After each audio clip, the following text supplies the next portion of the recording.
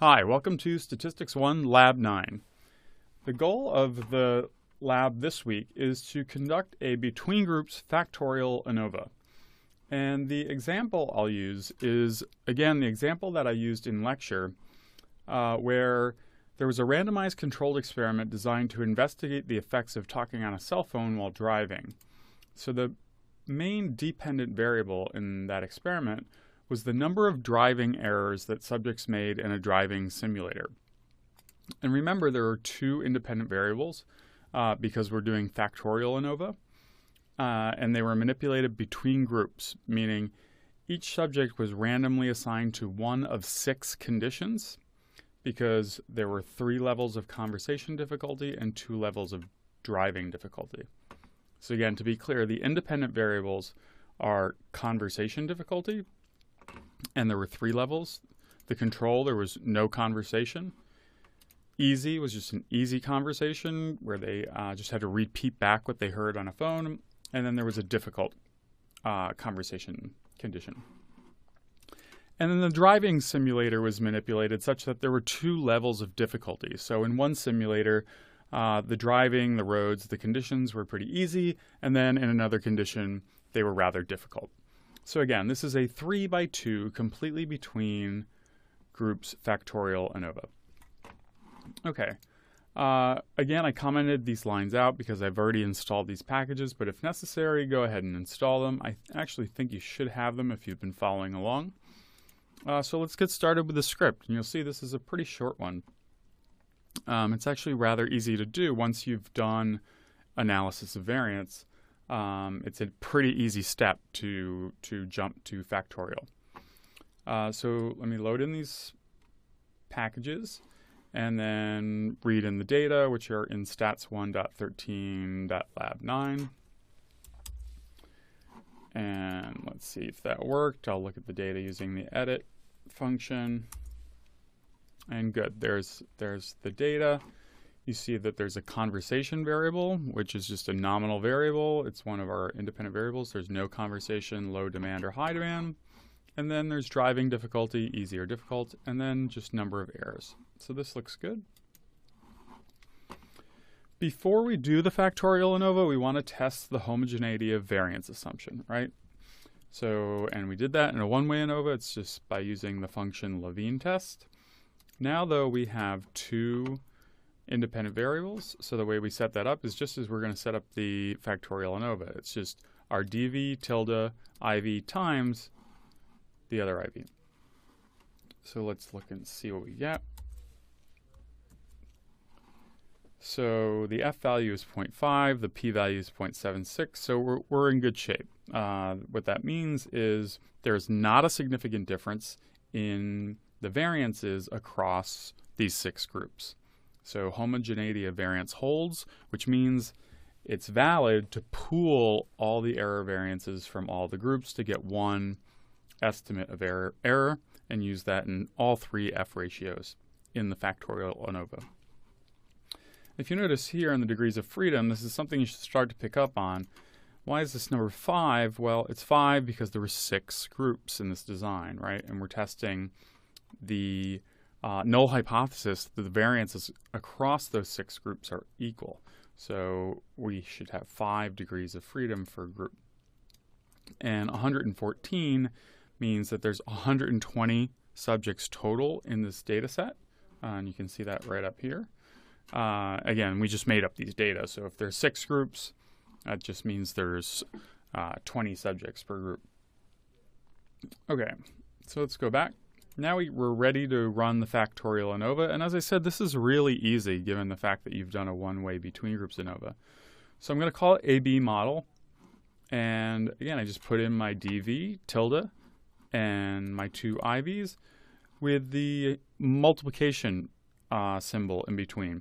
That gives me the main effective driving difficulty, the main effective conversation difficulty, and the interaction. So notice there's a parallel here to moderation analysis in multiple regression. And that's exactly what we're doing. It's exactly what R is doing in its calculations. It's just that, remember, this is an experimental design, so driving difficulty and conversation difficulty are orthogonal predictors, right? They're uncorrelated by design. That's the beauty of randomized controlled experiments and why ANOVA is actually a lot easier than doing multiple regression. So let's run that.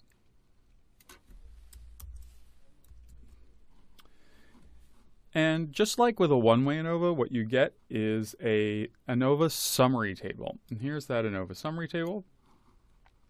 It always has the same structure, and regardless of what kind of software package you're using, R or SPSS or SAS or whatever, they all look like this. So they give you degrees of freedom, then sums of squares.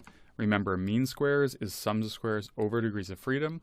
And then an F value, where the F value is the mean squares for the effect over the mean squares error. And then a p-value associated with that f value, and that is based on degrees of freedom for the number of groups and for the error term. So what it looks like is we have significance across the board, right? We have a main effect of driving, main effect of conversation, and an interaction. So let's explore that interaction. The way to do that is through simple effects analysis. So the analogy here is, remember when you had a significant main effect in a one-way ANOVA, you had to follow that up with post-hoc tests to see where the main effect was coming from, if you had 3 or more levels, right? The same holds true for an interaction. If you get a significant interaction, then you have to probe a little further to figure out where is that interaction coming from, or in other words, what's the locus of that interaction. So I'm going to do the simple effects of conversation at each level of difficulty. Now we could do it the other way. We could do the simple effects of difficulty at each level of conversation. It's up to you. Whichever way you think tells the story better is the way to go. But you don't want to do it both ways. That would be redundant, and it would take too long to explain the effect. If you just do it one way, that will explain the interaction. So I'm going to do it this way. I'm going to do the simple effect of conversation at each level of difficulty. So the first thing I'm going to do is create 2 subsets, one for the easy simulator and one for the difficult. And I'm going to call that AB1 because B represented driving difficulty, and B1 was easy, B2 is difficult. So let me just create 2 new data sets. Good, it looks like that worked. Now, I'm just doing a one-way ANOVA. So I can just do an ANOVA where errors is my DV and conversation is my IV. But first I'm going to do it just looking at the easy driving condition, and then I'll do it for the difficult. So let me run both of them together so we can compare them. And what do we get? So in the easy driving simulator, we get an F value of 4.9, and that's significant. So there's still a significant effect of conversation, even in the easy driving simulator. But look what happens in the difficult driving simulator. The F value is much larger, right? P value is much smaller.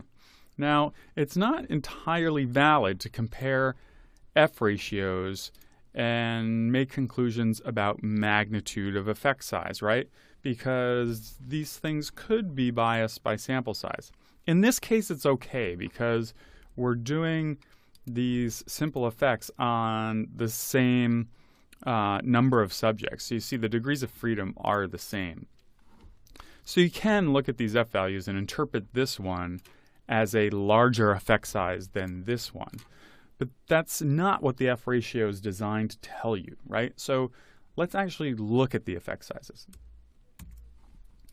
So as I commented here, both simple effects are significant, so why would you get an interaction, right? The definition of interaction is that the effect of one variable changes across levels of the other. So you might expect that, like, in the difficult case, there's an effect of conversation, but in the easy, there's not. But it wasn't that simple. To really understand this interaction, we have to look at effect sizes. So we can get the eta squared for each of these simple effects. And when I do that, it becomes clear what's going on, right? So here is the eta squared in the easy driving case. And now conversation difficulty only accounts for about 15% of the variance. But look here, in the difficult driving simulator, we're accounting for about 58% of the variance with conversation difficulty. So this explains why we're getting an interaction, is the effect size in the difficult driving case is much, much stronger than in the easy driving case. Finally, we could also look at pairwise comparisons using Tukey's post hoc test, and you'll see this also helps to explain the interaction. So first, in the easy driving simulator, you see here are the mean differences in terms of number of errors. So like no conversation to low demand, there was barely a difference and it's not significant. And the other two are significant, but they're not that big of a difference. There's like 6 more errors. Compare that to the difficult driving simulator. Much, much more difficult, more errors, right? So especially here, compare no conversation to low demand, we're getting a difference of 13.7, and it's significant. None versus high demand, difference of 23, whereas up here it was only 6. So again, significant. And low demand to high demand, difference of 9, whereas here it was just a difference of 6. Again, significant. So these pairwise comparisons done via Tukey's post hoc tests and these effect sizes done on the simple effects help to explain where the interaction is coming from. And again, the first omnibus analysis tells us that overall the interaction was significant, as well as the main effects. And that's it. That's all you need to do to run the Factorial ANOVA, and that's all you'll need to do the next assignment. So this was a pretty easy one, and I will see you in Lab 10.